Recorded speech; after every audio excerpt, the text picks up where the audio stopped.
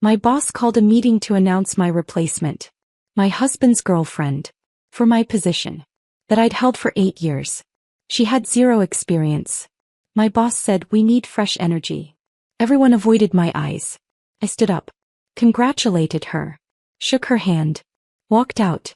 1 hour later my phone started ringing. Then ringing again. Those 4 words ended 8 years of my life, and Mark said them like he was commenting on the weather. We need fresh energy. I was sitting in the main conference room surrounded by 200 CloudSync employees, watching my boss explain why I was being replaced by a woman who posted smoothie recipes on Instagram. He didn't say my name. He didn't look at me.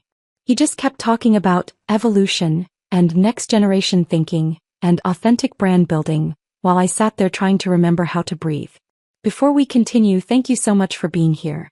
We're almost at 100,000 subscribers, and I'm incredibly grateful for each one of you. If you haven't subscribed, please join our growing family.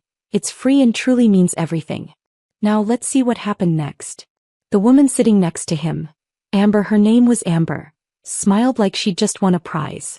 He probably thought she had. New title. Chief Brand Officer. Good salary. Corner office that used to be mine. She had no idea she was also sleeping with my husband. Or maybe she did know. Maybe that was part of the prize. Amber brings a perspective we haven't had before, Mark continued, gesturing toward her like she was a product he was unveiling. She understands how to build authentic connections with audiences in ways that traditional marketing strategies just can't achieve anymore. Traditional marketing strategies. That's what my work was now. Traditional. Old. Ineffective. Disposable. I'd built CloudSync's entire brand from scratch. I'd written every press release, designed every campaign, secured every media relationship that put this company on the map. When CloudSync was 10 people crammed around folding tables, I was here. When we couldn't afford real marketing software, I was here. When we landed our first major client and everyone celebrated, I was the one who'd written the pitch that closed the deal. 8 years. I gave this place 8 years. And Mark was erasing all of it in one meeting with catered sandwiches and bottled water. We're restructuring to optimize for growth, Mark said, and now he was looking at me. Finally. The pity in his eyes made me want to throw something. Vanessa has been foundational to CloudSync's success. We're grateful for everything she's built. She'll be transitioning to new opportunities. New opportunities. He made it sound like a gift.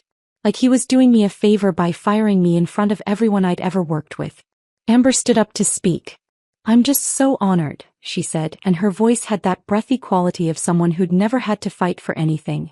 I really believe that authentic storytelling is about connecting with people's energy, you know? And I can't wait to bring my vision to CloudSync's brand. My vision. My brand. The one I'd created when she was probably still in college learning how to use Instagram filters. I looked around the room. Jordan from my team wouldn't meet my eyes. Priya was staring at her lap. Elena, my assistant, had tears streaming down her face but wasn't making a sound. The rest of my marketing department sat rigid like they were afraid that moving would make them complicit. But other people were nodding. Smiling. A few were even clapping. Younger employees mostly. The ones who thought fresh energy mattered more than actual results. My phone buzzed in my pocket. Then again. Then again. I pulled it out slightly, glanced at the screen. 23 missed calls. Texts from journalists asking what was happening. Screenshots of an Instagram post Amber had made this morning, announcing her new role before I even knew I was losing mine. In the photo I was visible in the background. Blurry but there. My face showed everything I was feeling right now. Shock, betrayal, pain. And she'd posted it anyway. She'd turned my worst moment into her content. Mark was still talking. We'll have transition meetings this week to discuss logistics. Vanessa will be training Amber on current campaigns and client relationships. Training her. They wanted me to train my replacement. The woman who was sleeping with my husband. The woman who'd taken my job. They wanted me to smile and be professional and hand over 8 years of work like it meant nothing. We're asking everyone to welcome Amber and support her during this transition, Mark said. This is an exciting evolution for CloudSync. Evolution. That's what they were calling it. Evolution required things to die so new things could grow. I was the thing that needed to die. Amber was answering questions now. Someone asked about her marketing background. She talked about building community and authentic engagement through her Instagram following. She didn't mention campaigns, strategy, metrics, results. She mentioned her follower count like it was a credential. 200,000 followers. I had relationships with journalists who reached 200 million readers. I had campaigns that generated actual revenue. I had 8 years of measurable results. But I didn't have fresh energy. I had experience. And apparently experience was the problem. People were starting to clap again. Amber was smiling wider, holding up her phone, probably already planning what she'd post about this moment. Mark was nodding, looking relieved that the hard part was over. No one was looking at me anymore. I'd already been erased. I thought about standing up. Thought about walking out right then. But something stopped me. Maybe pride. Maybe shock. Maybe the small, stupid hope that this was a nightmare I'd wake up from. Then I saw him. In the back of the room, standing near the door. David. My husband. He'd come to watch. He was here for this. His eyes met mine for half a second. Then he looked away. And I understood. He wasn't here to support me. He was here to support her. But I needed to understand how I'd gotten here. How I'd missed every sign. How the life I'd carefully built had collapsed without me even noticing the cracks forming. This morning felt like it had happened in a different lifetime. I'd walked into CloudSync at 7:30 with my coffee and my laptop bag, the same way I had every morning for 8 years. The badge reader beeped green. Keisha waved from reception. Everything was normal. Except it wasn't. And I'd been too blind to see it. I'd noticed the small things over the past month, but I'd explained them away. Mark avoiding eye contact in meetings. Budget requests getting delayed. Younger employees I'd mentored suddenly going quiet when I entered rooms. My team acting nervous like they were walking on eggshells around me. I told myself it was normal startup growing pains. Companies changed as they scaled. Roles shifted. Dynamics evolved. I'd been through organizational changes before. This felt different, but I couldn't put my finger on why. That morning, I'd walked past the conference room where I'd pitched our first major client 5 years ago. Back then, we'd had 10 employees and furniture from IKEA. Now we had 3 floors and 200 people. I'd been part of every stage of that growth. I'd created the campaigns that attracted investors. I'd built the media relationships that got us featured in TechCrunch and Forbes. I'd designed the messaging that turned CloudSync from an unknown project management tool into a recognized industry player. The media wall in the main hallway displayed all of it. Framed press coverage, industry awards, conference badges from events where I'd represented the company. I'd walked past that wall every day feeling proud of what we'd built together. I didn't know Mark had already decided none of it mattered anymore. I'd stopped at Jordan's desk that morning. He was one of my best hires, a junior copywriter I'd taken a chance on 3 years ago when other companies wouldn't interview him. Now he led our entire content strategy. Morning, I'd said. Ready for the all-hands meeting? He'd looked up and his face had done something strange. Not quite guilt. Not quite fear. Something in between. Yeah. Should be interesting. Do you know what it's about? Mark didn't say. He'd looked back at his computer screen too quickly. I should have pushed. Should have asked why he looked so uncomfortable. But I'd been distracted thinking about the Q4 campaign proposal I needed to finalize, the client meeting scheduled for tomorrow, the dozen other tasks filling my calendar. I'd been so focused on doing my job that I didn't notice my job was already gone. Elena, my assistant, had been waiting at my office door when I arrived. She'd worked with me for 4 years. I knew her kids' names, her husband's job, her mother's health struggles. We'd celebrated promotions and survived crises together. He was more than an assistant. He was family. Morning, I'd said, unlocking my office. What's on the agenda today? She'd hesitated. Just for a second. The all-hands meeting at noon. Mark wants everyone there. Do you know what it's about? Another hesitation. He said it's important company news. I'd assumed it was the Series C funding announcement. We'd been working toward it for months. I'd created the entire investor deck. Spent weeks perfecting every slide, every message, every data point. This felt like the natural celebration of that work. I'd been so stupid.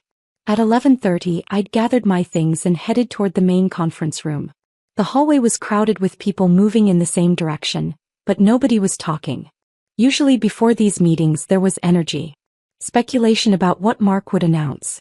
Jokes about how long he'd talk. Small conversations about weekend plans or project updates. That day, everyone walked in silence. And when I passed them, they looked away. I'd taken my usual seat, third row center, and pulled out my phone while waiting for the meeting to start. That's when I'd seen the notifications. 23 missed calls. 47 text messages. All from the past hour. Rachel Chin, the tech journalist I'd worked with for 5 years. Vanessa, what is happening? Is this real? Jennifer Wu, marketing director at a competing company. Call me. Something's wrong. Tim Rodriguez from our PR firm. We need to talk ASAP.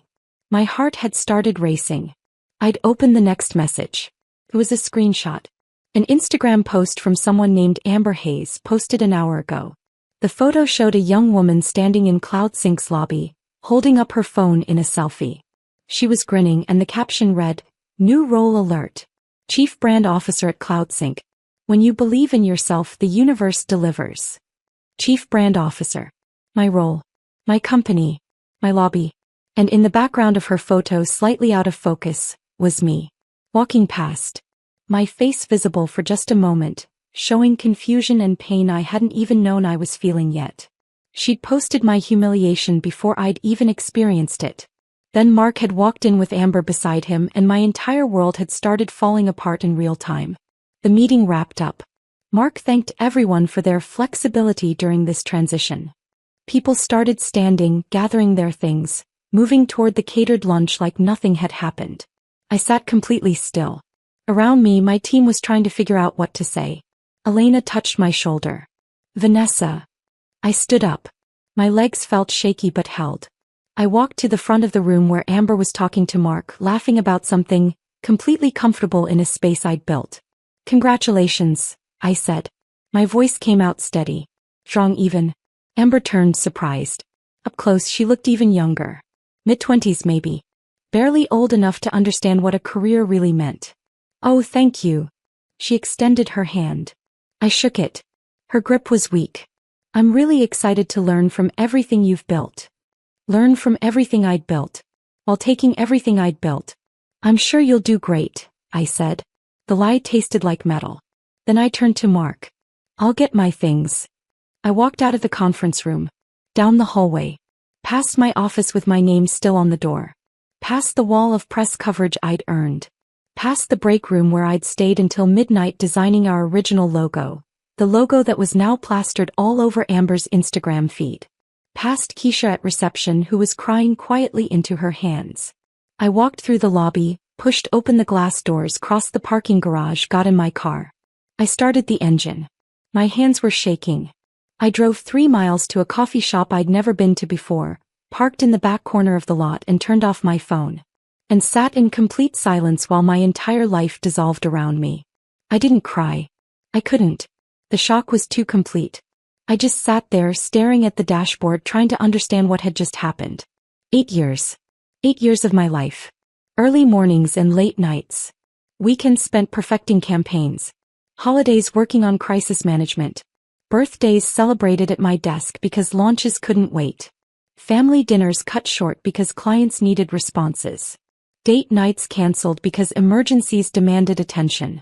I'd given CloudSync everything. And they'd replaced me with an Instagram influencer who posted smoothie recipes and motivational quotes. Fresh energy. That's what Mark had said. We need fresh energy. I'd built the entire foundation. But foundations weren't exciting anymore. They wanted something shiny and new.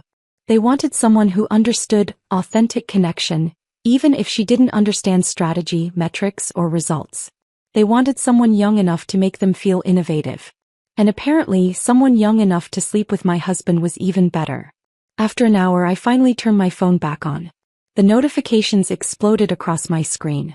53 missed calls now. 72 text messages. Emails flooding in from journalists, colleagues, former clients, people I hadn't talked to in years. Everyone was asking the same question. What happened? I didn't have an answer yet. All I knew was that 1 hour ago, I'd had a career I'd spent 8 years building. A reputation I'd earned through measurable results. A team that depended on me.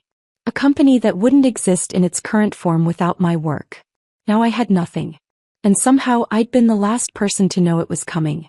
I turned my phone back on because I had to. Because sitting in silence wasn't solving anything. Because the questions flooding my mind needed answers I couldn't find alone in a parking lot.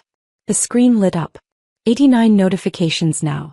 The number kept climbing as I watched. I opened the first text from Rachel Chin, the tech journalist. I'm trying to verify this before I write anything. Can you call me? This doesn't make sense. Jennifer Wu had sent 3 messages. Where are you? Are you okay? I have screenshots of everything if you need them. Tim from the PR firm. CloudSync's board is going to hear about this. This is a disaster. I scrolled through message after message. Former colleagues expressing shock. Industry contacts asking if the Instagram post was real. A few people I barely knew offering sympathy that felt more like curiosity. Then I saw messages from my team. Jordan, I'm so sorry. I wanted to tell you. Priya, this isn't right. None of us agree with this. Elena, please let me know you're okay. They'd known. My own team had known I was being fired, and they'd sat in meetings with me pretending everything was normal. They'd smiled at my jokes, accepted my feedback on their work. Let me believe I still had a future at the company I'd built. How long had they known? A week? 2 weeks? Had they talked about it amongst themselves, trying to decide if anyone should warn me? Or had they simply accepted it as inevitable the way you accept bad weather? My hands were shaking. I put the phone down on the passenger seat and pressed my palms against my eyes until I saw spots of light. The coffee shop in front of me was busy. Through the window I could see people ordering drinks, working on laptops, having normal conversations about normal problems. Their worlds were intact. Mine had just imploded, and they had no idea someone was sitting 50 feet away trying to figure out how to breathe through the wreckage. I picked up my phone again. Opened Instagram. Searched for Amber Hayes. Her profile loaded. 201,000 followers now. She'd gained 1,000 since this morning. Her bio read, Lifestyle Creator Chief Brand Officer at CloudSync, Manifesting Abundance, DM for collabs. She'd already updated her bio. Already claimed the title. Already made my job part of her personal brand. I scrolled through her feed. Smoothie bowls arranged artfully with fresh berries. Workout selfies in expensive athleisure. Motivational quotes in white cursive font over images of sunsets and beaches. You are the CEO of your own life. Abundance flows to those who believe. Your vibe attracts your tribe. Nothing about marketing strategy. Nothing about campaigns or metrics or actual business results. Just aesthetic photos and empty platitudes that somehow convinced Mark she was qualified to lead a marketing department. I kept scrolling. Then I found it. A post from 6 months ago. A photo of Amber at a restaurant, smiling at the camera. And in the background, slightly blurred but unmistakable, was David. My David. Sitting across from her, laughing at something she'd said. 6 months ago. They'd been together for at least 6 months and I'd had no idea. I zoomed in on the photo. David was wearing the shirt I'd bought him for his birthday. The one he'd claimed to love but rarely wore. He'd worn it for her. The caption on the photo, Best dinner conversations with the best company. Sometimes the universe puts exactly the right people in your path. 43 comments. All variations of so cute, and you deserve this, and manifesting this energy. Nobody questioned who the man in the background was. Nobody asked if he was married. They just celebrated her happiness while she destroyed mine. I clicked back to her most recent post. The one from this morning. The one announcing her new job at my company. The photo showed her in CloudSync's lobby, phone held high, grinning like she'd just won an award. And there I was in the background. Blurry but visible. My face showed everything. Confusion, hurt, the beginning of understanding that something terrible was happening. She'd captured my worst moment and turned it into her content. My humiliation was her engagement. The post had 4,200 likes now. 312 comments. I read through them, my stomach twisting tighter with each one. Congratulations, Queen. You manifested this. So proud of you. This is what happens when you stay in your power. Chief Brand Officer at your age? You're literally goals. A few comments were different. Wait, who's the woman in the back? This feels uncomfortable. Did someone just lose their job? But most people didn't care. They just saw a young woman celebrating success and they celebrated with her. They had no idea that success was built on sabotage, a fair and calculated destruction of someone else's career. One comment made me stop scrolling. It was from a username I didn't recognize. That's Vanessa Mitchell. She built CloudSync's entire brand. This is messed up. Someone knew. Someone in that sea of congratulations understood what was actually happening. I clicked on the username. The profile was private, but the bio said, Tech Marketing Professional. Seattle. Someone in my industry. Someone who knew my work. Someone who saw this for what it was. It was a small thing. One comment among hundreds. But it mattered. Because for the first time since walking out of that conference room, I felt like I wasn't completely alone. My phone rang. Mark calling. I stared at his name on the screen, feeling nothing but cold emptiness where anger should have been. I didn't answer. He called again immediately. Then a text. Vanessa, we need to discuss transition logistics. Please call me back. Transition logistics. He wanted to talk about how smoothly he could erase me. How quickly I could train my replacement. How professionally I could pretend this hadn't just destroyed everything I'd worked for. Another text came through. This one from HR. Hi Vanessa, we have your severance package ready for review. Can you come in tomorrow at 9 a.m. to discuss details? Severance package. Ready for review. They'd prepared everything before telling me. They'd had lawyers draft papers, HR calculate payments, Mark rehearse his speech, all while I sat in meetings thinking my job was secure. The betrayal wasn't just that they'd fired me. It was the premeditation. The planning. The careful choreography designed to make my removal look inevitable and mutual when it was neither. I thought about the past month. The strange signals I'd dismissed. Mark avoiding eye contact. Budget delays. Excluded meetings. My team acting nervous. HR's repeated rescheduling of our role evolution discussion. They'd been planning this the entire time.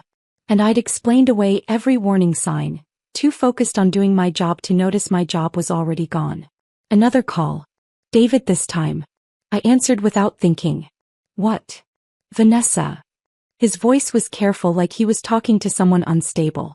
I heard what happened. Are you okay? You heard what happened. I laughed and it came out sharp and bitter. You heard. Like you weren't there. Like you didn't help make it happen. Silence on the other end. Then, I know you're upset. I saw you, David. In the back of the conference room. You came to watch.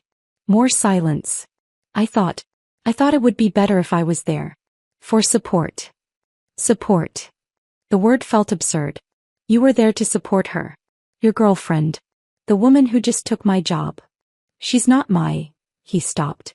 Caught in the lie. It's complicated. It's actually very simple. You've been sleeping with her for at least 6 months. You helped her get hired at my company. You orchestrated my professional destruction so you could what? Afford to leave me? Feel less guilty? I'm trying to understand the logic here. That's not what happened. Then explain it to me. Explain how your girlfriend ends up with my job, announced at a meeting you attended, posted on her Instagram before I even knew I was being fired. Explain the logic that makes any of this accidental. He was quiet for a long time. Then, I made mistakes. I know that. But this isn't all about you, Vanessa. You've been so focused on CloudSync for years that you stopped noticing anything else. Our marriage was already over. You just didn't see it. The accusation hit like a physical blow. He was making this my fault. My obsession with work. My failure to notice. My blindness to what was happening in my own life. And the worst part was there was truth in it. I had been focused on CloudSync. I had missed signals. I had let my marriage deteriorate while I chased campaigns and press coverage and the validation that came from professional success. But I hadn't destroyed us. I hadn't lied. I hadn't betrayed. I hadn't systematically dismantled someone else's life to make room for mine. You're right, I said quietly. I didn't see it. I didn't see that my husband was capable of this level of cruelty. I didn't see that the person I'd been married to for 19 years would help destroy my career to cover up his affair. I missed a lot of things, David. But you made sure I would. Vanessa. I hung up. The phone rang again immediately. I turned it off completely this time. Pulled the battery out so it couldn't turn back on. I sat in that parking lot for another hour watching people come and go from the coffee shop, living their normal lives while mine fell apart. Then I started the car and drove home. To the house David and I had bought together 12 years ago. to the place that was supposed to be safe but now felt like just another space I was about to lose. I needed to talk to Mia. I needed to figure out what she'd meant in her text. I needed to understand how much my daughter had known while I walked through my life completely oblivious to the disaster unfolding around me. Mia was sitting on the front steps when I pulled into the driveway. She shouldn't have been home. It was only 2:30 on a Wednesday. School didn't end until 3:15 and she usually stayed late for debate practice. But there she was, backpack slumped beside her, knees pulled to her chest, face buried in her arms. I turned off the engine and sat there for a moment watching her through the windshield. My 17-year-old daughter, who used to tell me everything, who used to run to me with every problem and triumph, now looked like she was carrying the weight of something too heavy for her shoulders. She looked up when she heard the car door close. Her eyes were red and swollen. Mascara tracked down her cheeks in dark smudges. She'd been crying for a while. "Mom," she said, and her voice cracked on the single word. I walked up the steps and sat down beside her. The concrete was cold through my slacks. "Why aren't you at school?" "I couldn't stay. After I saw." She stopped, fresh tears spilling over. "I'm so sorry. I should have told you." My chest tightened. "Told me what?" She wiped her face with her sleeve, smearing the mascara worse. "Can we go inside? Please." We went into the house. The same house we'd lived in for 12 years. The same kitchen where we'd had 1,000 normal conversations. Everything looked exactly the same as it had this morning, but nothing felt the same. I made tea neither of us would drink. We sat at the kitchen table and Mia stared at her hands like she couldn't bear to look at me. "Mia, whatever it is, just tell me." She took a shaky breath. "Dad's been lying to you. About everything. And I knew. I've known for months and I didn't tell you and I hate myself for it." The words landed like physical blows, even though part of me already knew what was coming. "How long have you known?" "Since June. 6 months." Her voice was barely above a whisper. I found texts on his iPad.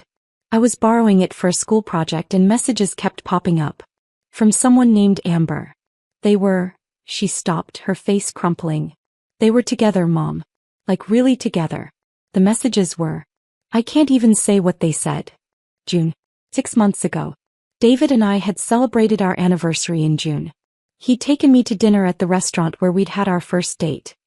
He'd held my hand across the table and told me he was grateful for our life together. And the entire time he'd been texting another woman. Planning a future that didn't include me. "You confronted him?" Mia nodded miserably. "The next day. I showed him what I'd found. I was so angry. I told him he had to tell you or I would." "What did he say?" "He begged me not to. He said it wasn't what it looked like, that he was ending it, that telling you would destroy our family. He made me promise to give him time to figure things out." Tears were streaming down her face now. "He said if I told you, it would be my fault if you guys got divorced. That you'd been through so much stress at work and this would break you. He made it sound like telling you would hurt you worse than keeping quiet." I felt something crack inside my chest. "Mia, listen to me. None of this is your fault. You were put in an impossible position. But I should have told you. I kept waiting for him to end it like he promised, but he never did. It just got worse. He was on the phone with her all the time. Late at night. In the garage. In his car. And I had to watch you trust him. Watch you believe him when he said he was working late or had client dinners. I felt like I was lying to you every single day. You were protecting yourself. That's what kids do when adults force them to keep secrets they shouldn't have to keep. But then today," her voice broke completely. "Today I saw it on Instagram. Her post. With you in the background looking so hurt. And I realized everyone was going to know and you didn't even know, and it was because I kept his secret." I reached across the table and took her hand. "You are not responsible for what your father did. Or what happened at my job today. Do you understand me?" She squeezed my hand so hard it hurt. "There's more. Something you need to hear." "More?" She pulled out her phone with her free hand, fingers shaking as she scrolled through her recordings. "Last Tuesday, Dad was in the garage on the phone. I don't even know why I recorded it. I just felt like I needed proof that I wasn't crazy. That this was really happening." She pressed play. David's voice came through the speaker, clear and casual. "Mark owes me. I've sent him 3 major clients this year. He'll do this." Then a woman's voice I didn't recognize but knew had to be Amber. "But what about Vanessa?" Won't she be upset? David laughed. Actually laughed. Don't worry about her. Mark's already looking to make changes. He's been talking about bringing in younger leadership for months. I'm just giving him the solution he didn't know he needed. You'll get the title, the salary, everything. And when she finds out about us? She won't. Not until it doesn't matter anymore. By then you'll be established at CloudSync and we can deal with the fallout on our terms. This way we both get what we need. Amber's voice again, lighter now. You're terrible. I'm practical. I'm fixing two problems at once. You need a real job with real money. I need to be able to afford to leave without destroying myself financially. This solves both. The recording ended. 2 minutes and 17 seconds that explained everything. I sat there staring at Mia's phone, my mind struggling to process what I'd just heard. This wasn't an affair that accidentally intersected with my job. This was planned. Orchestrated. David had used his business connections to get Amber hired specifically so he could afford to leave me. He'd destroyed my career as part of his exit strategy. Mom. Mia's voice was small and scared. Say something. Please. Send me that recording. What? The recording. Send it to me right now. She did, her hands fumbling with her phone. My phone buzzed with the file. I saved it immediately, backed it up to 3 different places.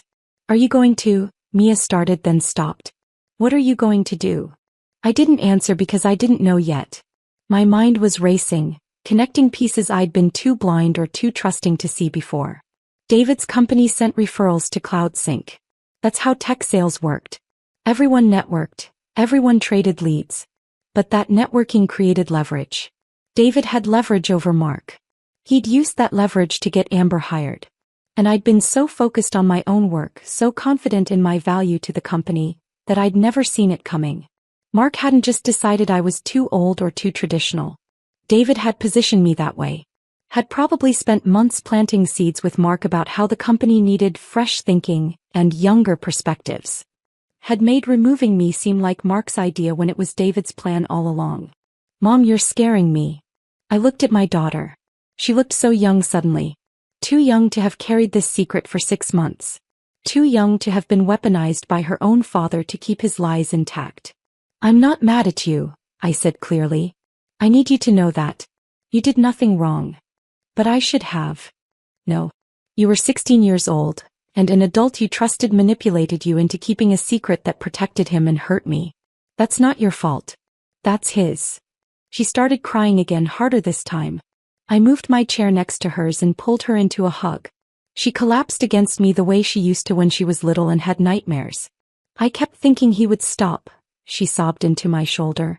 I kept thinking he'd realize what he was doing was wrong and he'd end it and tell you the truth and we could fix it. But he never did. He just kept lying. And lying. And lying. I know. I know. We sat there for a long time holding each other while everything we'd thought was solid crumbled around us. The house felt different now. It wasn't home anymore. It was just a building where lies had been told and betrayals had been planned. Eventually Mia pulled back, wiping her face. What happens now? I don't know yet. But we're going to figure it out together. Are you going to divorce him? The question was so direct, so practical, so Mia. Yes. She nodded like she'd expected that answer. Good. He doesn't deserve you. My phone started buzzing on the table. I turned it back on before leaving the parking lot, and now the notifications were flooding in again. 37 missed calls. 62 text messages. I picked it up and started scrolling. More messages from journalists. More from colleagues. Several from Mark, each one more urgent than the last. 3 from HR about scheduling my transition meeting. Then I saw one from Jennifer Wu. Call me now. Amber is posting videos of CloudSync's office and there's confidential information visible. This is a disaster. I opened Instagram. Searched Amber's profile. She'd posted 4 more times since the announcement this morning. The first was a getting ready for my first day video filmed in what looked like an expensive apartment. Designer clothes laid out on a white bed. Makeup products arranged on a marble counter. Her voice narrating, first day as chief brand officer. I still can't believe this is real. Manifesting really works, you guys. The second was a photo of her standing in CloudSync's lobby, same location as this morning's post, but this time giving a peace sign. Caption: walking into my new office like I own the place.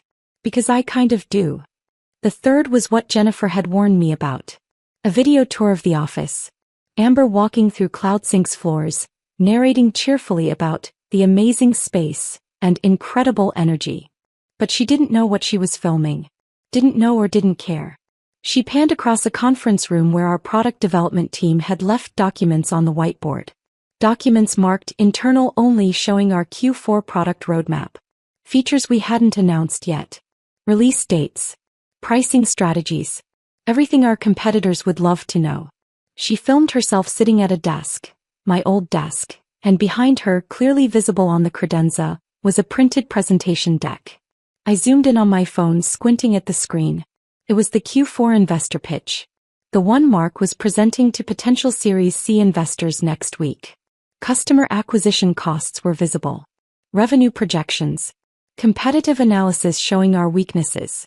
Amber had just leaked confidential company information to 201,000 followers and had no idea she'd done it. The fourth post was a photo of her holding a CloudSync branded coffee mug. Caption: obsessed with my new company swag. This is just the beginning. Comments were rolling in. Thousands of them. Most were congratulatory. But some were different now. Is that internal company info in the background? Did she just leak product plans? Someone's getting fired for this. This is so unprofessional. I took screenshots of everything. Every post. Every comment. Every frame of video showing confidential information. Then I texted Jennifer. I have screenshots. And I have something else. Something about how she got hired. Can you meet tomorrow? Her response came immediately. Yes. My office. 9 a.m. Bring everything. I looked at Mia, who was watching me with red, swollen eyes. We're going to be okay. I promise. How do you know? Because I spent 8 years building something real. Your father and Amber destroyed it in one day. But they didn't destroy me. They just showed me exactly who they are. And for the first time since walking out of that conference room, I felt something other than shock and pain. I felt clarity. Cold, sharp, and absolutely certain. That night, after Mia went to her room, I sat alone at the kitchen table with my laptop and started digging into my own life. The house was too quiet. Usually David would be home by now, making noise in the kitchen, watching television in the living room, existing in the space we'd shared for 12 years. Tonight he wasn't here. I didn't know where he was and I didn't care. I opened our joint bank account. Something I hadn't checked carefully in months, maybe longer. David handled most of the day-to-day finances. I made more money. My salary at CloudSync had been $140,000, but he paid the bills, managed the accounts, kept track of expenses. I trusted him with that. I trusted him with everything. I started scrolling through statements from the past year. Restaurant charges I didn't recognize. Places in Seattle I'd never been to. Angelo's Italian Bistro, $187. The Oceanfront Grill, $243. Castaway Bar and Lounge, $156. All charged to our shared credit card. All dinners I hadn't eaten. Then I found a recurring charge. $2,800 every month for the past 7 months. The description said Premium Storage Solutions Unit Rental. We didn't have a storage unit. We talked about getting one when we cleaned out the garage last spring, but we'd never followed through. I clicked on the charge, tried to find more details. The payment went to a company called Premium Storage Solutions, but when I searched for them online, nothing came up. No website. No business listing. Nothing. I kept digging. Cash withdrawals. Large ones. $500 here. $800 there. Always on Thursdays. Always from the ATM near David's office. 12 withdrawals over the past 6 months, totaling more than $7,000. My hands were shaking now. I opened another tab and logged into our home equity line of credit. The account we'd set up 3 years ago for emergencies and home improvements. The account that was supposed to have $50,000 available. The balance showed $3,200 remaining. We'd drawn down $46,800. I stared at the number, my brain struggling to process what I was seeing. I'd never authorized any draws on that account. I'd never signed anything. David must have forged my signature or used our joint access to pull money without telling me. Our home equity. The financial cushion I'd built. Mia's backup college fund. My security. Gone. I clicked through the transaction history. The first draw was 18 months ago. $5,000. Then another 2 months later. $8,000. Then more. And more. The amounts got larger as time went on. The most recent draw was 3 weeks ago. $6,500. Where had all that money gone? I opened David's email. I knew his password. He'd never changed it from our anniversary year, and I'd never had a reason to snoop before. I felt a brief flash of guilt about invading his privacy, then remembered he'd just destroyed my career and my marriage, and the guilt disappeared. I searched payment in his inbox. Hundreds of results came up. I started clicking through them. Receipts from something called PokerNow Elite. An online gambling site. Small amounts at first. $50 here. $100 there. Then larger. $500. $1,000. $2,500. He'd lost $31,000 over the past 2 years playing online poker. Then I found emails from someone named Marcus Chin. Subject lines like payment schedule, and we need to discuss your balance, and final notice action required. I opened them. My stomach dropped further with each one. Marcus was calling in David's gambling debts. The tone started professional but got progressively more threatening. I've been patient, but I need payment by end of month. Interest is accumulating daily. This will affect your professional reputation if not resolved soon. David owed someone named Marcus Chin $47,000. I kept searching. Found emails between David and Amber. Not the romantic ones Mia had seen. Financial ones. Venmo receipts. David sending Amber $2,800 every month since March. 7 months of payments totaling $19,600. The same amount as our storage unit charges. He'd been paying her rent. With our money. While planning to get her hired at my company. There were other payments too.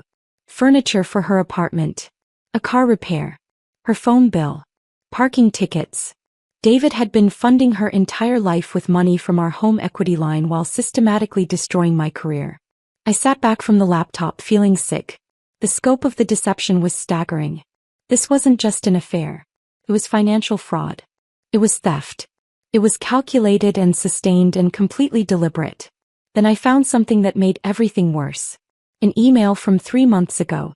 Marcus Chin to David. Subject line, proposal. I opened it. David, I have a solution that benefits both of us. I've been consulting with tech startups for the past few years, helping them optimize growth strategies. CloudSync is exactly the kind of company I'm targeting for my next engagement.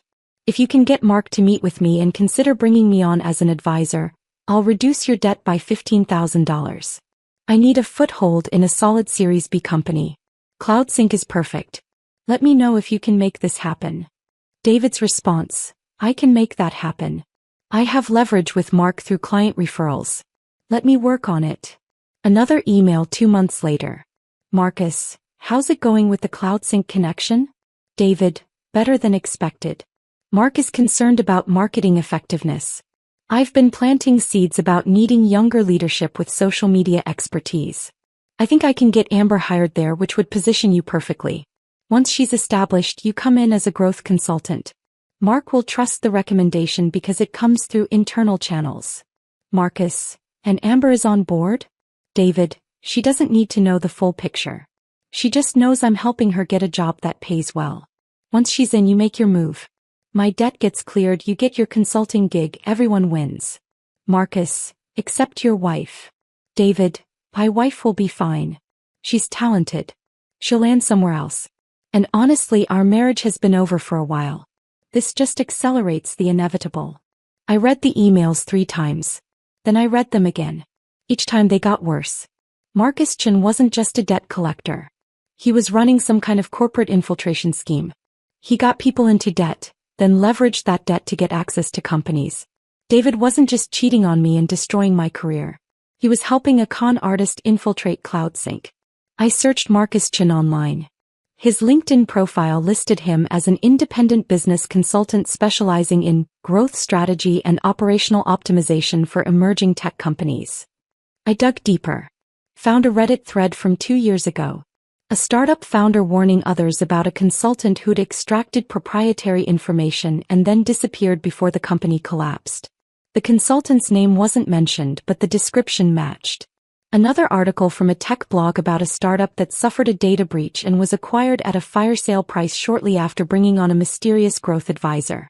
No names, but the timeline matched Marcus's LinkedIn employment history. He was a corporate saboteur. He infiltrated companies, extracted valuable information, then either sold it to competitors or positioned himself for acquisition payouts. And David had just helped him get access to CloudSync. Amber was the entry point. Too naive or too self-absorbed to realize she was being used. David was the facilitator, trading my career and his integrity to clear his gambling debts. And I was the obstacle who'd been surgically removed to make the whole scheme work. I closed the laptop and sat in the dark kitchen, my mind working through everything I'd discovered. David hadn't just betrayed me personally. He'd committed fraud against our family finances.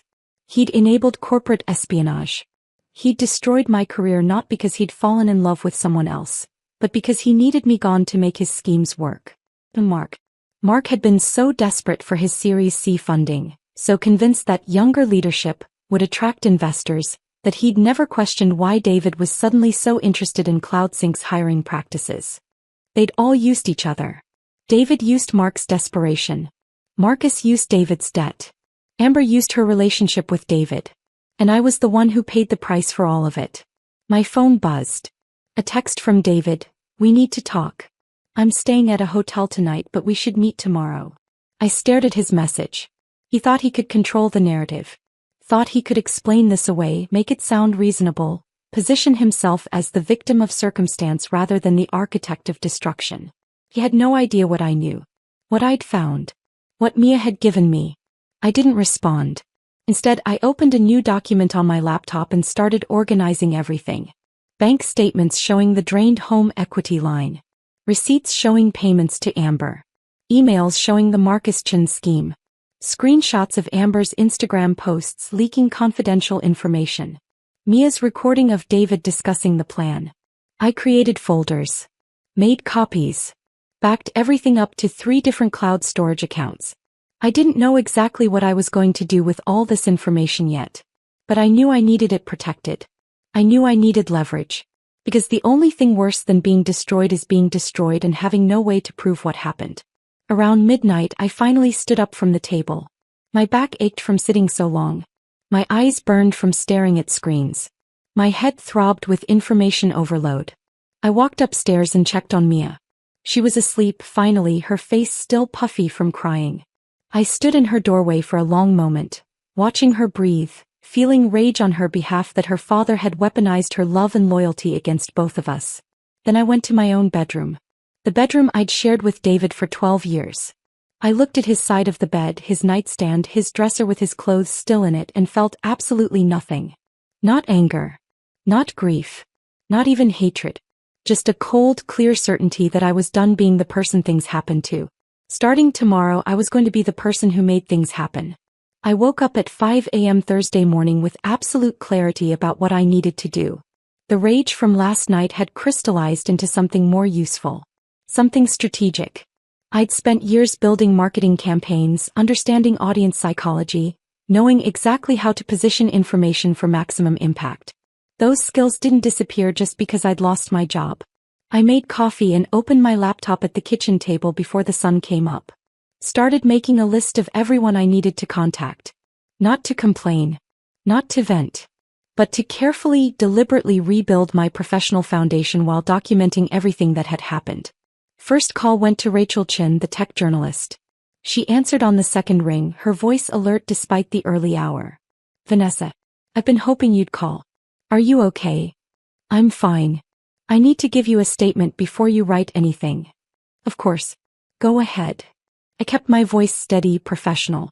"I'm grateful for my 8 years at CloudSync and proud of what we built together. The company is evolving and I'm confident in their direction moving forward. I'm excited to explore new opportunities in fractional marketing leadership and consulting." Silence on the other end. "Then, that's very diplomatic. But off the record, what actually happened?" "Off the record? I was replaced by someone with no marketing experience who's currently leaking confidential company information on Instagram. But on the record, I'm taking the high road. Rachel laughed, but it wasn't a happy sound. I saw those posts. Half the tech community is talking about them. The girlfriend angle is making it worse. I'm not commenting on that. Smart. For what it's worth, everyone I've talked to thinks CloudSync made a massive mistake. Mistakes have consequences. I'm just making sure I'm not around when those consequences hit. After we hung up, I called Jennifer Wu. She picked up immediately. Finally. I've been worried sick. Are you coming in this morning? Yes. 9 o'clock, your office. I have everything you asked for. Good. Bring the screenshots, bring the recording, bring whatever else you found. We need to talk strategy. Next, I updated my LinkedIn profile. Changed my headline to Marketing Leader Available for Fractional CMO Engagements, specializing in brand strategy and growth marketing. I didn't mention CloudSync in the headline. Didn't need to. My entire profile showed 8 years of results. Press coverage. Campaign metrics. Boards. Client testimonials. The work spoke for itself. I posted a brief update. After 8 years of building CloudSync's brand from the ground up, I'm excited to start a new chapter focusing on fractional CMO work.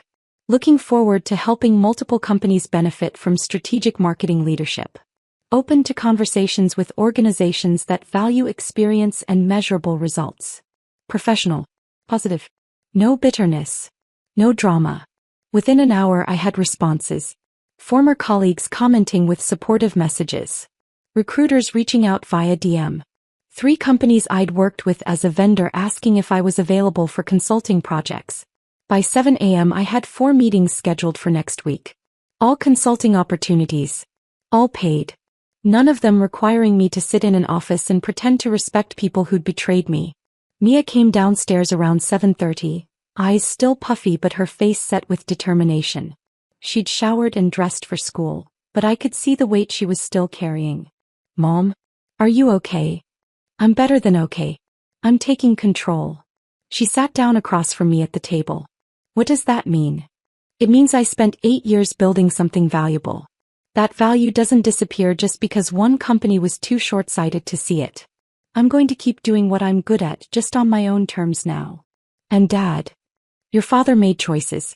He's going to live with the consequences of those choices. Are you going to use the recording? The one I gave you. I looked at my daughter.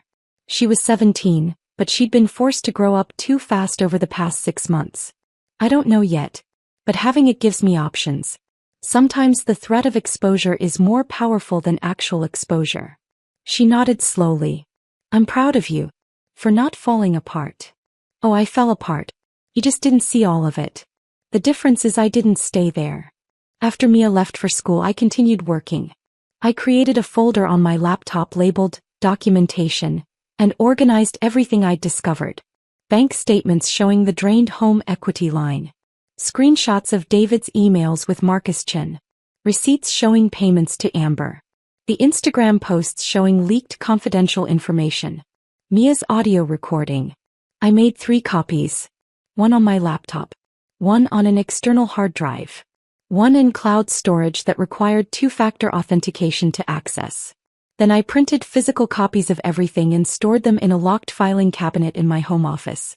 The office David never entered because he claimed my work stuff was too boring. Around 8:30, I drove to Jennifer Wu's office across town. She worked at TechVision, one of CloudSync's main competitors. We'd been friends for 6 years, meeting at industry conferences and staying in touch through occasional coffee meetings and professional advice exchanges. Her office was in a modern building in South Lake Union. Glass walls, open floor plan, the kind of workspace that screamed, "We're innovative," while actually being fairly standard for Seattle tech companies. Jennifer was waiting in a small conference room with coffee and bagels she knew I wouldn't eat. She took one look at my face and hugged me hard. "I'm so angry for you," she said. "This is beyond unprofessional. It's sabotage." I sat down and pulled out my laptop. It's worse than sabotage. It's a coordinated scheme involving gambling debts, corporate infiltration and fraud. Her eyes widened as I walked her through everything. The Marcus Chin emails. The drained home equity line. David's gambling debts. The plan to get Marcus positioned as an advisor at CloudSync. This is insane, she said when I finished. This is like corporate espionage movie plot insane. It's real. And CloudSync has no idea what's coming. Are you going to warn them? I hesitated. This was the question I'd been wrestling with all morning. I don't know. Part of me wants to watch them burn for what they did. But another part remembers that there are good people there. People I hired. People I trained. They don't deserve to be collateral damage in Marcus's scheme. What does your lawyer say? I don't have a lawyer yet. That's this afternoon's project. Jennifer pulled out her phone. I'm texting you the name of the lawyer I used for my divorce. She's sharp, she's tough, and she doesn't mess around. Tell her I sent you. Thank you. Now, let's talk about work. Real work. Are you serious about fractional CMO consulting? Completely serious. I need income, I need flexibility, and I need to not be dependent on any one company ever again. Jennifer smiled. Good. Because I have 3 companies that need exactly what you offer. They're all Series A or Series B startups. They need strategic marketing leadership but can't afford or don't want a full-time executive. You'd work maybe 15 to 20 hours a week per company. Set your own schedule. Charge consulting rates instead of salary. What's the pay? For 3 companies at 20 hours each? You'd clear $180,000 annually. More than your CloudSync salary. And you'd have autonomy they could never give you. I sat back in my chair processing this. That's actually perfect. I know. I've been doing it for 2 years. It's the best decision I ever made. No office politics. No organizational drama. Just strategy, execution, results. You do good work, they refer you to others, your reputation grows. Can you introduce me? Already sent emails this morning. All 3 companies want to meet with you next week. For the first time in 2 days I felt something like hope. Not the naive hope of thinking everything would magically fix itself. But the realistic hope that came from having a concrete plan and the skills to execute it. Jennifer leaned forward. Now, about CloudSync. What are you going to do? I'm going to wait. Let Amber keep posting. Let Marcus make his moves. Let Mark realize he's made a catastrophic mistake. And when they finally panic and ask for help, I'll decide if they deserve it. That's cold. They earned it. We talked for another hour about logistics, rates, contract structures, how to position myself in the market. Jennifer had been through this transition herself and knew every pitfall to avoid. When I left her office around 11, I felt steadier than I had since walking out of that conference room. I had a plan. I had options. I had people who valued my expertise. I drove to a law office downtown and met with Amanda Pierce, the divorce attorney Jennifer recommended. She was in her 50s, gray hair pulled back in a neat bun, eyes sharp and assessing. I spent 90 minutes walking her through everything. The affair. The financial fraud. The drained home equity. The gambling debts. Mia's recording. The scheme with Marcus Chin. Amanda took notes the entire time, her expression getting darker as the story unfolded. This is one of the more complicated cases I've seen, she said when I finished. But you've documented everything beautifully. That's going to make my job much easier. What happens now? Now we file. Immediately. We freeze the joint account so he can't drain anything else. We file for divorce citing fraud and financial misconduct. We position you as the victim of deliberate deception, not a failed marriage. And we make sure he doesn't get to rewrite this story as a mutual parting of ways. How long does this take? In Washington, 90 days minimum. Realistically, 6 months to a year given the complexity. But we file immediately to establish timeline and intent. I signed the retainer agreement. Transferred money from my personal savings account that David didn't have access to. Walked out of that office with paperwork that would legally end my marriage. It should have felt more significant. More emotional. Instead, it just felt like checking off another task on a very long list. My phone rang as I was driving home. Unknown number. I almost didn't answer, but something made me pick up. Vanessa Mitchell? Yes. This is Linda Carson. I don't know if you remember me, but I was your boss at TechCorp about 12 years ago. I did remember. Linda had been an excellent manager before I left for CloudSync. Of course I remember. How are you? I'm well. I saw your LinkedIn update this morning. I wanted to reach out because I think we should talk. About. About the fact that what happened to you happens to women in tech constantly. And about how there's a network of us who've decided to do something about it. Linda Carson wanted to meet in person. She suggested a coffee shop in Fremont, neutral territory away from both our offices, though I didn't have an office anymore.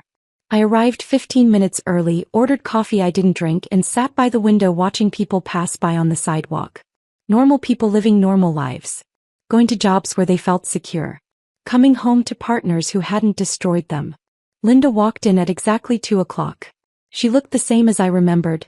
Sharp gray suit, confident stride, the kind of presence that made junior employees straighten their posture. But her expression was softer than it used to be.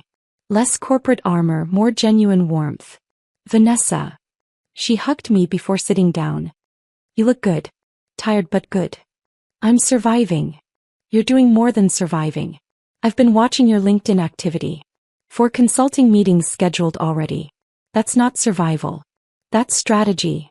I managed a small smile. Old habits. Linda pulled out her laptop and opened it between us. I want to show you something. It's a network I've been building for the past 3 years.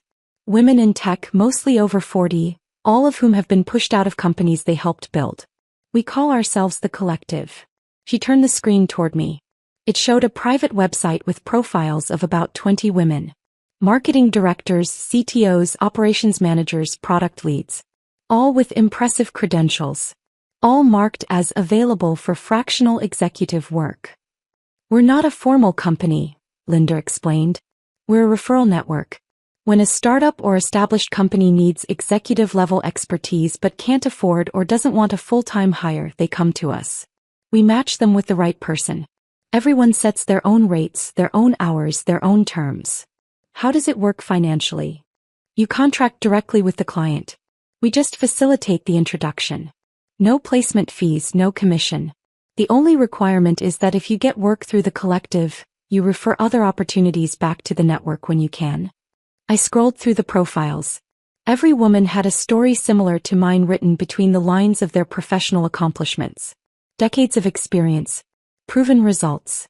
Suddenly deemed not the right fit for companies they'd built. Why are you telling me this? Linda closed the laptop. Because what happened to you is going to keep happening unless we create alternative structures. The tech industry is addicted to youth. They think innovation requires inexperience. They're wrong, but they won't figure that out until they've burned through enough talented people. In the meantime, we need to survive. This is how we survive. The 3 companies you mentioned. They're through this network. Yes. All startups between Series A and Series C. All need strategic marketing leadership. All specifically asked for someone with real experience because they've already tried the fresh energy approach and it didn't work. Something loosened in my chest. When can I start? Next week. I'll send you the contracts this afternoon. But Vanessa. Linda's expression turned serious. You need to know that doing this work well requires letting go of what happened at CloudSync. Not forgetting. Not forgiving. But letting go enough that you can focus on building something new instead of dwelling on what you lost. I'm not dwelling. You're documenting everything. Jennifer told me. Linda held up her hand before I could protest. I'm not saying it's wrong. I did the same thing when I got pushed out of my VP role 8 years ago. I had folders full of evidence, emails, proof of my value. You know what I did with it? What? Nothing. Because I realized the evidence didn't matter. They didn't fire me because I was incompetent. They fired me because keeping me around made them feel old.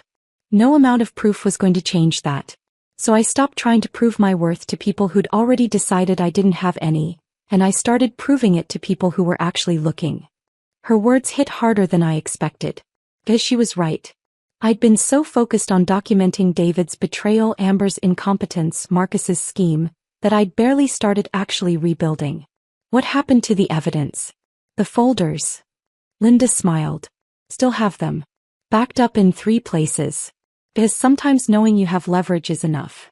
You don't have to use it. You just have to know it's there if you need it. We talked for another hour about the Collective, about fractional work, about how to position myself in the market. Linda had been through exactly what I was experiencing. She understood the specific pain of being erased by people you trusted. When we finally stood to leave, she handed me her business card. Call me if you need anything. And Vanessa? You're going to be fine. Better than fine. This is going to be the best professional decision you never wanted to make. I drove home feeling something I hadn't felt in days. Not happiness exactly. Not relief. But possibility. The sense that there was a path forward that didn't require me to destroy anyone or prove anything. I could just build something new. Mia was home when I arrived, sitting at the kitchen table doing homework. She looked up when I walked in. Mom, Dad's been calling. I know. I've been ignoring him. He wants to talk. He keeps saying you're being unreasonable.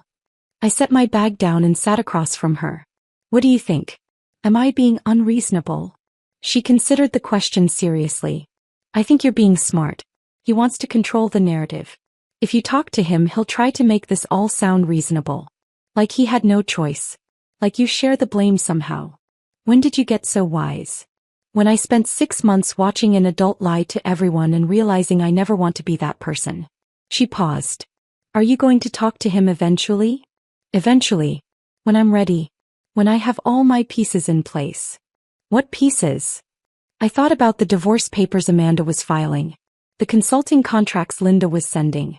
The documentation folder on my laptop with evidence of everything David had done. The network of women who understood exactly what I was going through. The pieces that mean I'm walking into that conversation from a position of strength, not desperation. My phone buzzed. A text from an unknown number. This is Tim from CloudSync's PR firm. We have a situation. Can you call me? It's urgent. I showed Mia the text. What do you think this is about? Amber probably did something else stupid. Called Tim. He answered on the first ring, his voice strained. Vanessa. Thank God. We need your help. With what? Amber posted another video. This one's worse. She filmed a strategy session where Mark was discussing the Series C pitch. The entire financial model is visible on the screen behind her. Plus customer churn data. Plus competitive weaknesses. It's been live for 3 hours and has 50,000 views. I closed my eyes. And you're calling me why? Because Mark is panicking. The board is furious. Our lead investor saw the video and is threatening to pull out of Series C discussions. We need crisis management, and you're the only person who knows how to handle this. I don't work there anymore, Tim. I know. But we need you. Mark wants to hire you back as a consultant. Emergency rates. Whatever you want. I looked at Mia, who was watching me with wide eyes. Tell Mark I'll think about it. I'll have an answer for him Monday. Monday. Vanessa, this is happening now. Monday, Tim. That's the best I can do. I hung up. Mia was staring at me. You're going to help them? After everything? I don't know yet. I need to think about whether they deserve help or whether they deserve to learn this lesson the hard way. Another text came through. This one from Jennifer. Did you see Amber's latest video? Half of tech Twitter is talking about it. CloudSync's reputation is tanking in real time. Then another from Rachel Chin. I'm writing an article about the dangers of hiring for culture fit over competence. Can I quote you? Then one from Elena, my former assistant. Please come back. Everything is falling apart. Amber doesn't know what she's doing and Mark won't admit he made a mistake. We need you. I set my phone face down on the table. This is what Linda meant about letting go. I could spend the next month watching CloudSync implode and feeling vindicated. Or I could spend it building something new. Can't you do both? I laughed despite everything. Maybe. But one of those paths leads somewhere I want to be. The other just leads to more anger. That night, I sat at my kitchen table with my laptop and reviewed the consulting contracts Linda had sent. 3 companies. 60 hours a week total. $180,000 for 6 months with possibility of extension. Real work solving real problems for people who actually wanted my expertise. I signed all 3 contracts. Sent them back. Scheduled my first meetings for Monday and Tuesday. Then I opened the folder labeled documentation and looked at everything I'd collected. Bank statements. Emails. Screenshots. Audio recordings. Proof of David's betrayal and Marcus's scheme and Amber's incompetence. Linda was right. Having the evidence mattered. But using it had to be a strategic choice, not an emotional reaction. I made a decision. I would help CloudSync, but not because they deserved it. I would help them because there were good people there who didn't deserve to lose their jobs because of Mark's bad judgment. People like Elena and Jordan and Priya who'd been caught in the middle of something they hadn't created. But I would help them on my terms. At my rates. For a limited time. And I would make sure everyone knew exactly what my expertise was worth. I texted Tim back. I'll consult for CloudSync for 2 weeks maximum. $500 per hour, 20-hour minimum commitment, payment upfront. I solve the immediate crisis and train someone to handle ongoing issues. Then I'm done. If Mark agrees to these terms, have him email me directly. Tim's response came immediately. He'll agree. Thank you. I set my phone down and looked at the contracts I'd just signed. At the documentation folder I'd carefully built. At the path forward I was choosing. Maybe this wasn't revenge. Maybe it was something better. Maybe it was reclaiming my value on my own terms and refusing to let anyone else define my worth ever again. Mark's email arrived at 6 a.m. Monday morning, 3 weeks after I'd signed my consulting contracts with Linda's network. Terms accepted. Wire transfer confirmation attached. Can you start today? Situation is critical. I was already awake, working on a campaign strategy for one of my new clients. A healthcare software startup that actually valued experience over Instagram followers. I opened the attachment. $10,000 deposited into my business account. 20 hours at $500 per hour, payment upfront, exactly as I'd demanded. I finished my coffee and replied, I'll be there at 10 a.m. Have your PR firm, security team, and customer success lead available for meetings. No pleasantries. No acknowledgement of our history. Just business. I spent the next 3 hours working on my other clients' projects, then drove to CloudSync's office for the first time since walking out of that conference room. The badge reader still recognized my credentials. Security had never deactivated them. I walked through the lobby where Amber had posted her selfie, past Keisha's desk where she looked up with red eyes and mouthed thank you, down the hallway toward the conference rooms. Not my old office. I'd made that clear. I was a consultant now, not an employee. I worked in neutral territory. Mark was waiting in conference room B with Tim from the PR firm and 2 people I didn't recognize. A woman in her 30s who introduced herself as the new head of security, and a man about my age who was apparently the customer success director. Mark looked like he'd aged 5 years in 3 weeks. Dark circles under his eyes. Tie loosened. The confident CEO energy completely gone. Vanessa. Thank you for coming. He extended his hand. I didn't shake it. Just set my laptop on the table and sat down. Let's talk about the damage. The security director pulled up a presentation. The data breach had exposed information from approximately 3,000 customer accounts. Not passwords or payment information thankfully, but company data, user activity logs, and internal project details. Customers were furious. 3 major clients had already canceled contracts. The Series C investors had put discussions on hold indefinitely. How did this happen? I asked, though I already knew. The security director glanced at Mark, who nodded reluctantly. Product roadmap information was leaked through a social media post. The post showed our development timeline, including security vulnerabilities we were planning to patch in our next release. Someone exploited those vulnerabilities before we could fix them. Amber's Instagram video. Awkward silence. Then Mark said quietly, yes. Where is she now? Gone. We terminated her employment the day the breach was discovered. And no one thought to monitor what she was posting? No one reviewed her content before she leaked confidential information to 200,000 followers. More silence. Finally, Tim spoke. We assumed she understood basic confidentiality protocols. We were wrong. I wanted to say, I told you so. I wanted to list every warning sign they'd ignored, every red flag they dismissed because Amber had fresh energy, and I was too traditional.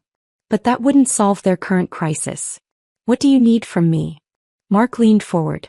Crisis management. Media strategy. Customer retention messaging.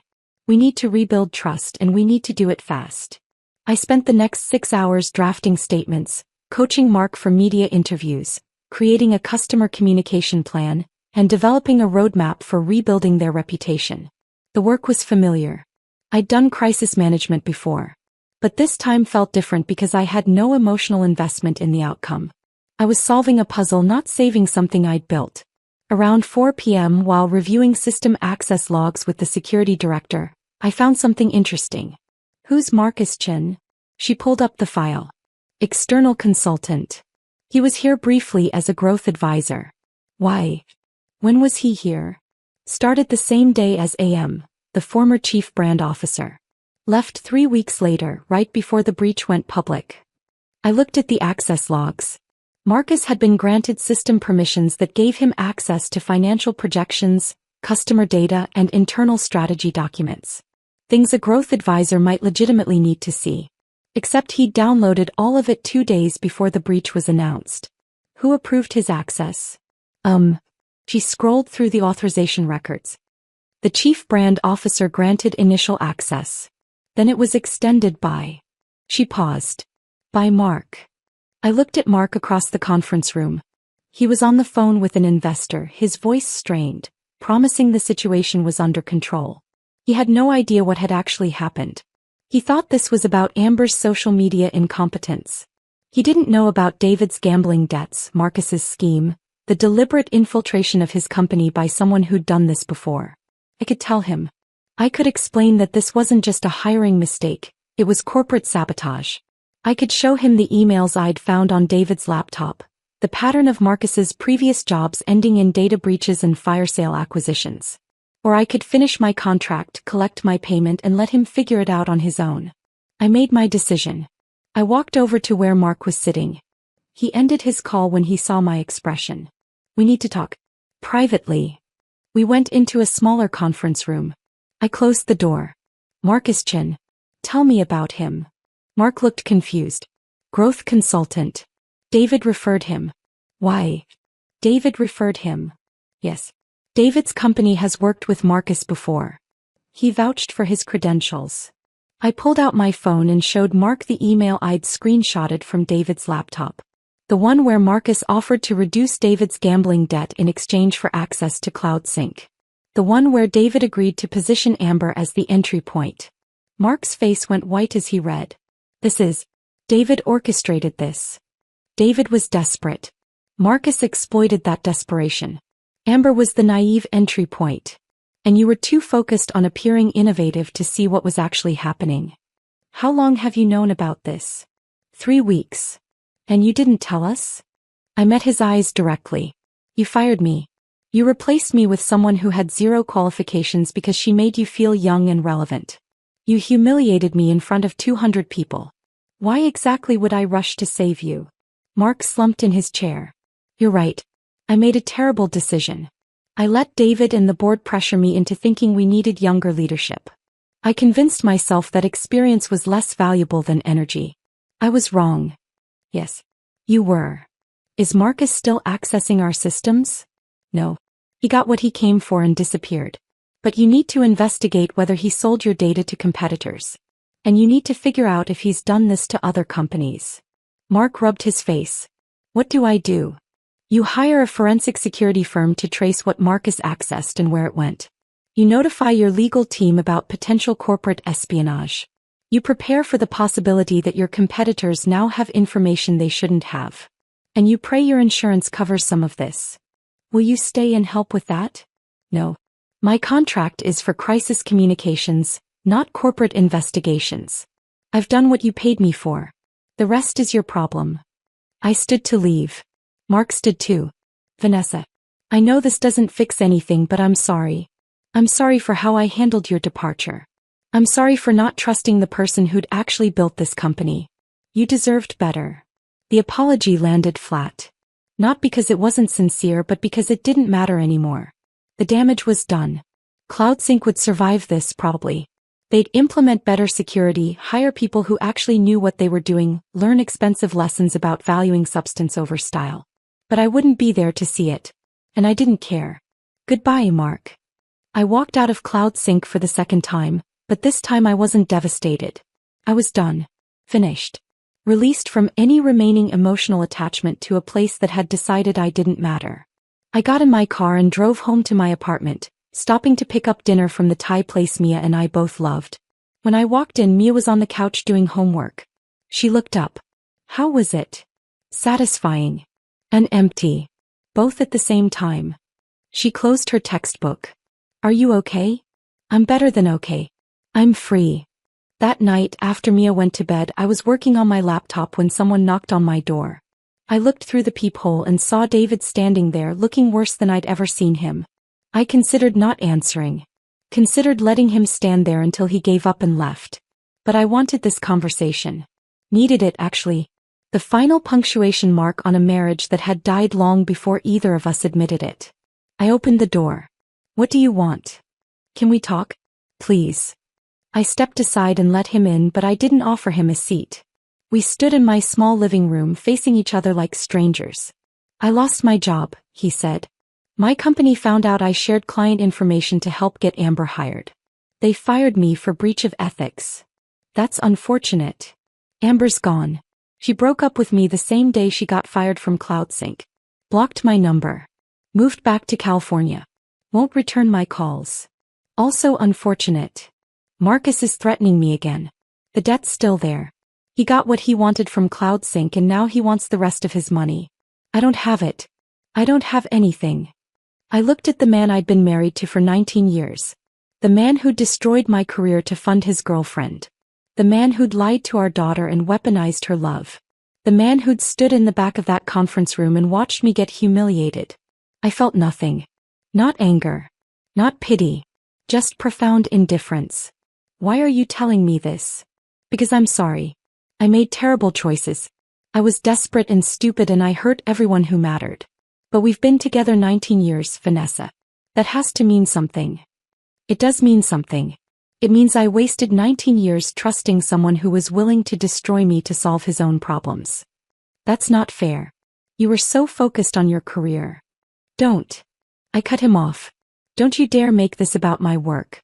You didn't destroy my career because I was too focused on CloudSync. You destroyed it because you needed me out of the way.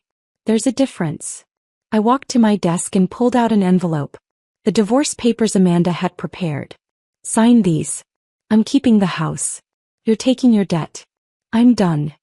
David stared at the papers. You're serious. Completely serious.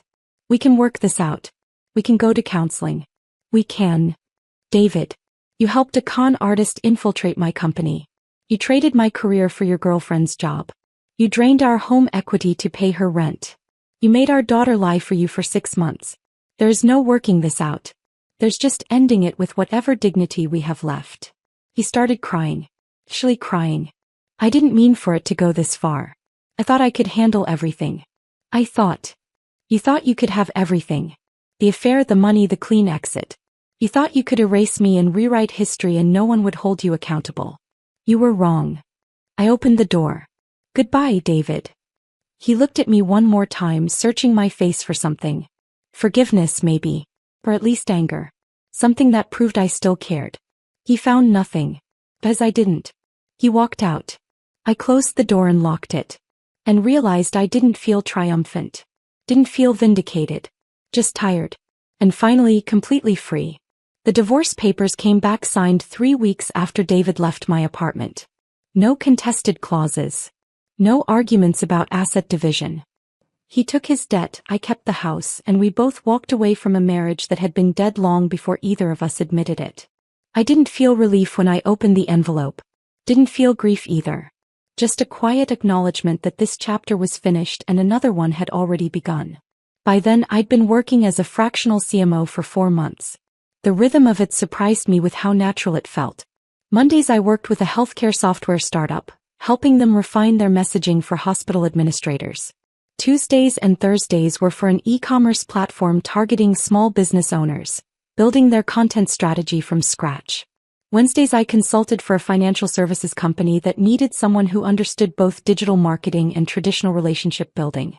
I worked from coffee shops mostly. Sometimes from my apartment when I needed quiet for strategy sessions. Occasionally from co-working spaces when I wanted the energy of other people working around me. I set my own hours. Took Fridays off completely. Started each morning with a run instead of rushing to an office where people would judge my worth by my arrival time. The money was good. Not CloudSync salary but $160,000 annually for about 30 hours of work per week. More than enough, especially without David draining our accounts for poker losses and his girlfriend's rent. I paid off the remaining home equity debt in 4 months. Started rebuilding Mia's college fund. Put money into savings for the first time in years. But the real revelation wasn't financial. It was discovering I actually loved this work in a way I'd never loved the corporate version. Each client got my best thinking without the politics. I solved their specific problems, trained their teams, delivered results and moved on. No office drama. No fighting for budget. No wondering if some executive was going to replace me because I made them feel old. My clients valued experience because they'd already tried the alternative. They'd hired young marketers with big social media followings and watched campaigns fail because enthusiasm couldn't replace strategy. They came to me wanting someone who'd actually built things before, who understood that marketing was about human psychology and business metrics, not just aesthetic content and follower counts. One Tuesday morning in March, 6 months after walking out of CloudSync, I got a LinkedIn message from someone I didn't know. Hi Vanessa. My name is Patricia Moreno. I'm a former CTO who was pushed out of a startup last year for being too technical, when what they really meant was too old. I saw your story through mutual connections. Would you be open to coffee? I think we have a lot to talk about. We met the following week at a cafe in Capitol Hill. Patricia was 56, sharp-eyed. With silver hair she didn't bother dyeing and a directness I appreciated immediately. I got replaced by a 29-year-old who'd never built a development team in his life, she said after we ordered. The board called him a digital transformation expert. His main qualification was that he'd worked at Google for 18 months as a junior engineer. How long did he last? 4 months. Then they came crawling back asking me to consult. I told them my rate was triple what they'd paid me as CTO. They paid it. I laughed. Good for you. The thing is, Patricia continued, this isn't rare. This is everywhere. I know at least a dozen women who've had nearly identical experiences. We're all talented, all have proven track records, all got pushed out for younger, less experienced people. And we're all doing fractional or consulting work now because the corporate world decided we weren't valuable anymore. It's like they think expertise expires after 40. Exactly. So I've been thinking, what if we formalized this? Created a network of experienced executives who do fractional work. We could refer clients to each other, share resources, maybe even market ourselves collectively. Over the next hour, Patricia introduced me to the concept that would become the Rebuild Collective. She'd already connected with 4 other women, all in their 40s, 50s, and early 60s, all pushed out of tech companies they'd helped build, all rebuilding on their own terms. We started meeting monthly. Just the 6 of us at first, gathering in someone's living room or a quiet corner of a restaurant, sharing war stories and client leads. Patricia had been a CTO. Sandra Kim had been a VP of operations. Elena Vasquez had led product development. Carmen Rodriguez had run customer success. And me with my marketing background. We were all good at what we did. Really good. We'd just been discarded by companies that confused age with obsolescence. Sandra suggested we create a website. Market ourselves as the Rebuild Collective. Experienced executives available for fractional leadership. Make it clear we're not looking for full-time positions. We're offering expertise on demand. We built the site together, wrote articles about the value of experience, got ourselves interviewed by business publications about age discrimination in tech. We positioned ourselves not as victims but as solutions to a problem companies were creating for themselves by prioritizing youth over competence. And slowly companies started reaching out. Startups that had hired inexperienced leaders and watched their operations fall apart. Established companies that needed strategic guidance without corporate politics.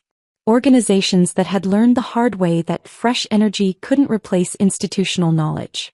The collective grew. 10 women by summer. 15 by fall. Each with deep expertise in different areas. Each available for project work. Each refusing to accept that their careers were over just because someone had decided they weren't young enough anymore. We referred work to each other constantly. When a client needed operations help, I sent them to Sandra. When someone needed product strategy, Sandra sent them to Elena. We built a network based on actual competence and mutual support instead of corporate hierarchy and competition. For the first time in my professional life, I had colleagues who genuinely wanted each other to succeed. Who shared resources without fear. Who celebrated wins without jealousy. Because we'd all been through the same fire and came out understanding that we were stronger together than we ever were fighting for scraps in corporate environments that didn't value us.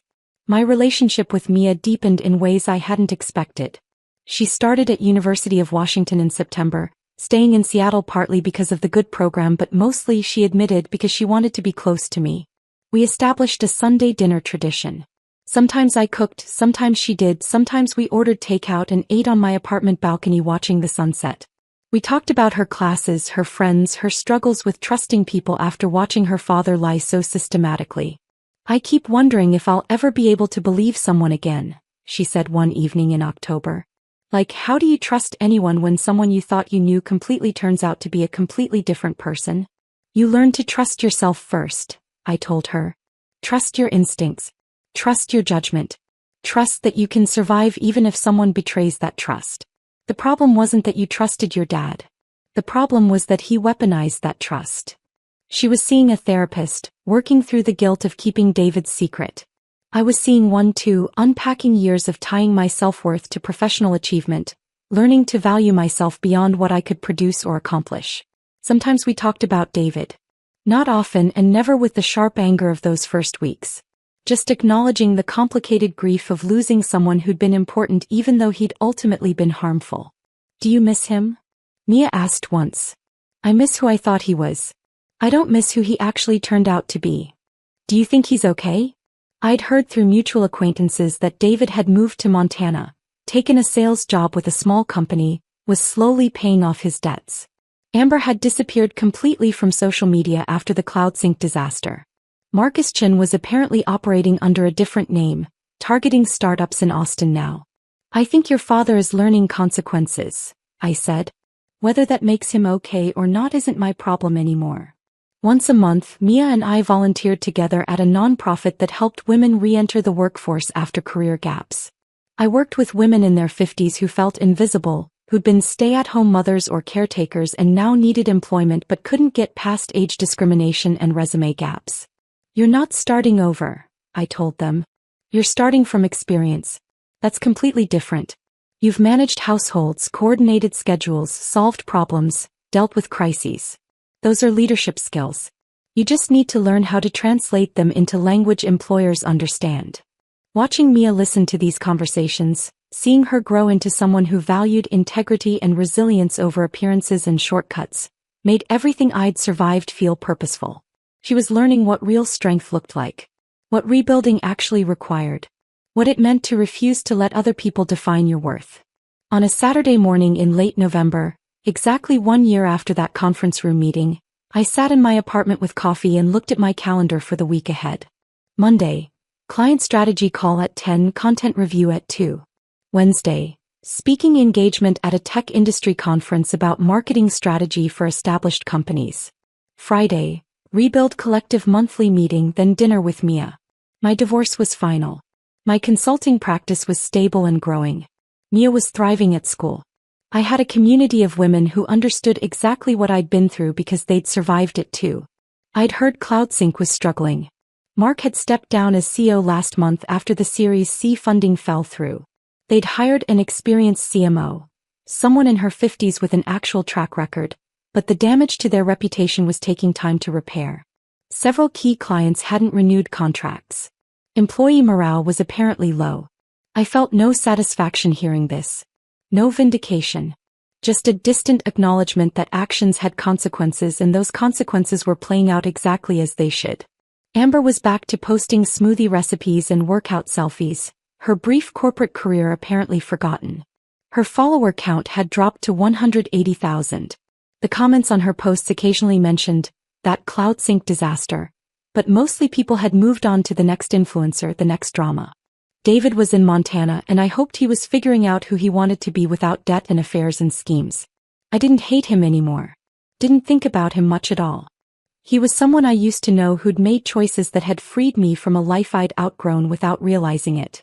I looked at the woman sitting in that coffee shop, the one I'd been a year ago, turning off her phone and sitting in stunned silence while her life dissolved. I wanted to tell her she'd be okay. Better than okay. That losing everything would force her to discover what actually mattered. That the worst betrayal would lead to the most authentic version of herself. But she wouldn't have believed me. She needed to walk through the fire to understand she couldn't be burned. I wasn't the same person who'd walked out of that conference room. I was harder in some ways, less trusting, less naive about corporate loyalty, but softer in others. More present with my daughter, more honest about my needs, more willing to ask for help. I'd stopped needing applause. Stopped needing validation from people who couldn't see my value. Stopped measuring my worth by titles or salaries or how many hours I worked. I'd built something real. Not for a company. Not for a husband. Not for anyone's approval. Just for myself. A life that felt authentic and purposeful and entirely mine. And that, I realized, was worth more than any corner office ever could be. If this story of calculated justice and powerful rebuilding had you rooting for Vanessa from start to finish, hit that like button right now. My favorite part was when Vanessa walked back into CloudSync as a consultant charging $500 per hour, making them pay for the expertise they thought they could replace. What was your favorite moment? Drop it in the comments below. Don't miss more empowering stories of women who refuse to stay down. Subscribe and hit that notification bell so you never miss an upload.